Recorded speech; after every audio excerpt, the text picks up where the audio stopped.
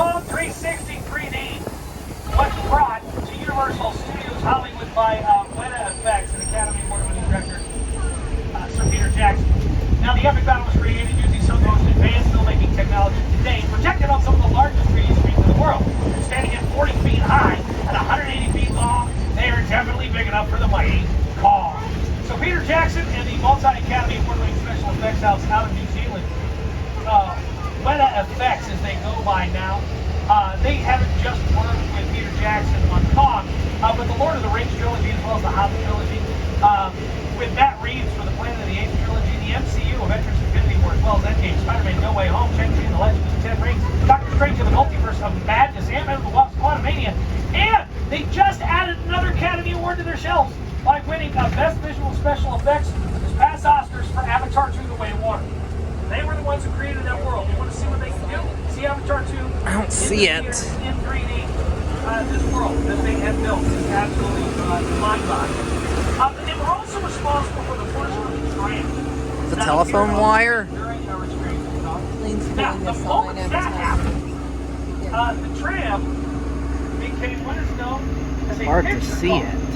A picture car is an in-car vehicle. I think I missed it. Here's on the screen of the Filmer Project. Don't worry, she's going to be just fine.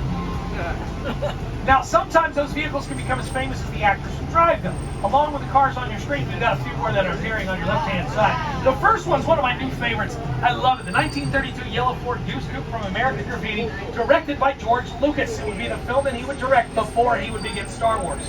Then we've got the Ferrari from Magnum PI. We call it the faux Ferrari because it's not a real Ferrari. It's hard for me to see those cars. A VW engine and a Ferrari, fiberglass Ferrari body we throw on top.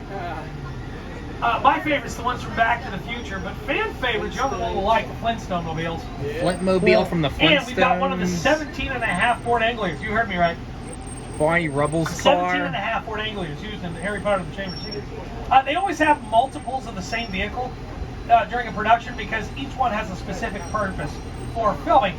As we pass the gyrosphere from Jurassic World there. So can somebody tell me what's missing from the gyrosphere? The glass. The glass. Everybody got it. That's exactly right. Well, guess what? There was no glass. It didn't exist. They superimposed it in post-production through the process known as CGI, computer-generated images. They didn't use a real glass bubble or even a plastic one because, one, there wouldn't have been anywhere for the camera crew to set up. They wouldn't have seen their own reflection. Two, it's a lot of Windex in your budget you really don't want to have. Saving some money. Three, try to record audio. Be real echoey. You have to do everything ADR in the booth later. It's just a big pain. And four, most importantly, we need The Jeep from Jurassic Park. So, CGI. The same type of CGI combined with practical effects and props that made the Jurassic Park series one of the biggest film franchises of all time. With that in mind, let's set the mood with the music here. Because, ladies and gentlemen, welcome to Jurassic Park. Each one of these props and vehicles was used in a Jurassic Park film. Coming up on your left, you're going to see the mobile lab from the Lost World Jurassic Park. Our Jeff Goldblum, Julianne Moore, Vince Vaughn. Now take a close look at that mobile lab because you're going to realize it's not a real vehicle. It's made almost entirely of plywood. The sides are wood. The bars on the windows are wood. The frames around them are wood. Made it lighter and easier to dangle off of that cliff that the T-Rex was knocking it off of. It also gave you something to distract all of you. Whoa! Before my friends in the series stop out and say hello. Yeah, you know what? We can do better than that. Ron, back it up. Let's try that again. I need to feel more commitment. Oh God! From all of you. This is what's called going back to Is he what gonna we said spray to my us. phone? Whoa! There we go. Whoa! Much better. It was about to get my phone all wet. And you know what? It's going to happen again. Oh, for the third time! Oh no! They have nothing better. They're retired. They're, how many billions of years old? They're billionaires. And all they do is stand out here and just do this. You think that's bad? Wait, you see what my big friend does coming up here on the left-hand side. Wait for it. There she is. Wait for it. Wait for it! Nothing. No, absolutely nothing. Why? I can only see his mouth. See, look. Not everything is what it seems here in the lot. Even the tree stumps aren't real. They're styrofoam and foam rubbers around chicken wire. They got wheels and handles on so we can push them around the lot. Now, one of the aspects of the Jurassic Park films they use in every film. They use it very well as they use in extreme weather. So thunder, lightning, rain, because there's always a giant storm that drops into the most intense part of every Jurassic Park film, like it did here in the clip. A lot of Jurassic Park. Now, probably watching this one, wait a second, you can't control weather, how'd you do that? John and I are here to tell you, yeah, we can. We're going to show you how. As we roll into Old Mexico, we're going to put on a little bit of weather demonstration for you. My man Steve Cruz out there. We've got thunder from speakers, lightning, drone lightning. Now, normally we wouldn't use the sound of thunder when we go, because we wouldn't want to interfere with the dialogue of the actors, so we would add it in post-production later. But for our fun purposes here, we're going to add it. Now, Steve is going to make it rain using some very high-tech equipment known as sprinklers. That's it, just sprinklers. It's going to shoot water in the air, all down, break apart that, and it'll look like rain. Now, we have to backlight that rain, so it'll actually appear on the screen. You can see it. But this way, we can turn the weather on or off, make it a heavier light. You can isolate it in just one spot, even if we're indoors. So like the real weather, which is just going to do it at once, because real weather is uncontrollable, unlike ours, which Steve will demonstrate by turning off the water, because he remembers what happened last time he left the water running, doesn't he? Yeah, all that. That's exactly what happened. Here comes some water. Attention everyone, if you're sitting in a blue seat, you might get wet. It's gonna be a flood.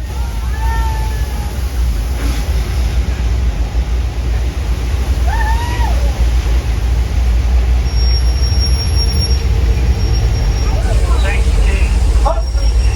That's our flash flood simulation, where I'm sure you're all probably thinking the same thing, which is, these people are going to waste a lot of water around here. We don't. It's recycled water. Thousands of gallons being pumped back up the hill and go back to the tank and away from the extreme quality. Now, that area has been used in Lady Gaga's Judas video. She took on that wave, 8-inch heels. Didn't have a stunt double, like Paul Giamatti did for Big Fat Liar. Starring he and Frankie Muniz. Now, this area of Old Mexico right here, some of you may recognize from The Three Amigos, starring Chevy Chase, Steve Martin, Mark Short. Many of you may recognize it from Nacho Libre, starring Jack Black. See the red door with the cross on it over there on the left? That's his house. And it is directly across the border from the Old West. We are entering the area of our lot known as 6 Points. These are some of the oldest sets in our backlot, some of them dating all the way back to the silent film era. Some of Hollywood's most famous cowboys are posting on down these streets: Kirk Douglas, Clint Eastwood, the Duke himself, John Wayne, and Jimmy Stewart. However, many of you may recognize these sets from a much, much more recent film. A little film called Once Upon a Time in Hollywood, starring Leonardo DiCaprio, Brad Pitt, directed by Quentin Tarantino. Every Western television show that Rick Dalton, Neo's character, was cast in throughout the film was filmed here in 6 Points. About 45 minutes of that film took place right here in 6 Points. And you can see through these windows here that they aren't real. They right through the backside. This is a perfect example of a They're facade. fake windows. You're never going to see the inside of every structure, as I said. If we're going to show you the inside, typically we're going to do it in the soundstage, like the ones across the way. Now, 30 and 31 across the way, that is where we now film The Voice. Kelly Clarkson also films another show there with Snoop Dogg called American Song Contest. Next door, in 32 and 33, Jordan Peele got a lot of use out of those films. He filmed there were scenes from 2 of his films, Us and Nope. Who here has seen Us? All right, well, John has. There you go. So I don't need to tell you what went on in there. You're a guy. You've seen the movie. Lots of buddies. And who here has seen Nope? All right, there you go. So you remember the opening of the film where they're working on the movie studio, the Hollywood, Haywood's Hollywood Horses. The tragedy happens and they get fired. Kiki Palmer Daniel get fired. The sound stages they were working in was there. And the street they were driving down to leave the studio was this one right here that we are on currently, which is on the opposite side of Park Lake there. Now, Park Lake over there on your left was the entire Pacific Ocean for McHale's Navy. It was also used for 2 of the Gilligan's Island made-for-TV movies. But I also filmed Matthew McConaughey in U-571. Anytime they showed that sub floating above the water, it was a miniature that was stuck right there in the water. However, it is...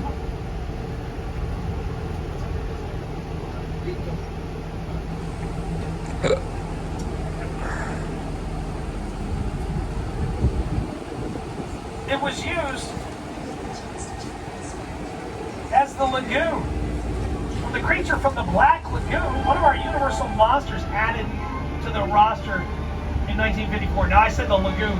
It was actually the Amazon River. And all they did was just sail the boat back and forth and made it look like it was traveling a long distance, but the reality was it was just back and forth over there. Now our Universal Monsters, the original roster, consisting of what I like to refer to as the OG, the original rules. Dracula, Frankenstein, Wolfman, Mummy, etc. And all of them filmed in the area. We have just entered now the area known as Little Europe. This is where we filmed all of our Universal Monsters. Dracula, Frankenstein, Wolfman, the Mummy, the Bride of Frankenstein, the Invisible Man, who was standing on the corner right over there on your... Some of you looked. Shame on all of you. Now, I'm not going to talk too much about this area here, because we are going to be coming back to this one as well. All right, I'm going to take us all through here just a little bit. Anybody here a fan of the TV show The Good Place? Anyone? The Good Place, yeah. Okay, there you go. Finally, yeah. Don't be afraid to raise your hands and show it. It just makes me wonder if one, you own televisions, and two, have you ever watched anything? So yes, make sure that they're known. Well, we're going to talk about that in just a little bit. So as we turn the corner here, Little Europe here has been used in multiple productions. So many productions. Who here's a fan of Buffy the Vampire Slayer, the TV show? There you go. Got hands going up right there. So, we just traveled through. Little Europe was the birthplace of Angelus. Angel was sire there. It was Ireland. But anytime you saw a flashback episode with Angel or Spike or... What are those vans used for? 1700s, 1800s in Europe, they filmed it right out there. And then it was Turkey. In the opening of season 6, episode 1 of Buffy, the way they established it was Turkey is that they showed Little Europe, and then at the bottom of the screen they put Turkey. Present day. That's it. That's all you got to do to make that Turkey or any other location you want around the world. We just have to establish that's what it is. And so we do. And nobody knows the difference. Now in a second, we're going to be bringing you inside Soundstage 50. So you can get a first-hand look at what it appears like on the inside of the soundstage while it's being used for a production. This is what we refer to as a hot set. Hot set is any set that is being dressed or is dressed and ready for filming.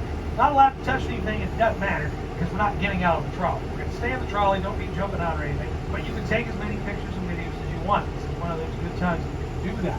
Now we're going to go and look around the area and see exactly, get an idea of what they're filming or where we're at, simply by the clues that we will see. Just like I said, they turned that into Turkey by just saying Turkey. Where are we going here? So they have built this to be a subway station in San Francisco. How do we know? Look up at the sign. Whoa, right there at the end says, "Welcome to San Francisco." That was easy. You got the Bart mask over on the wall. Now this clearly takes place in the past due to the payphones on the wall.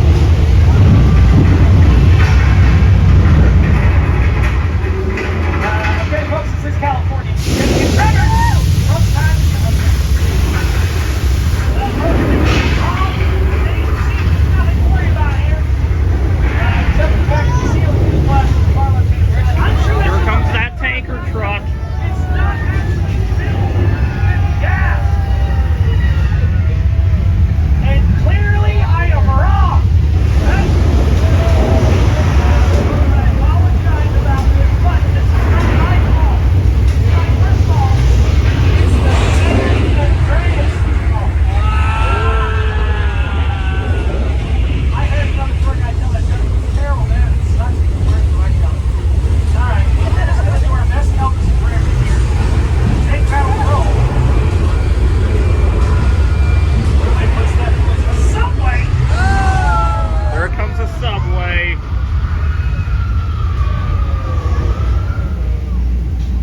All right, I think the worst is Hard for me to At see. least there isn't any more water, right? There comes some water. It's gonna splash on us.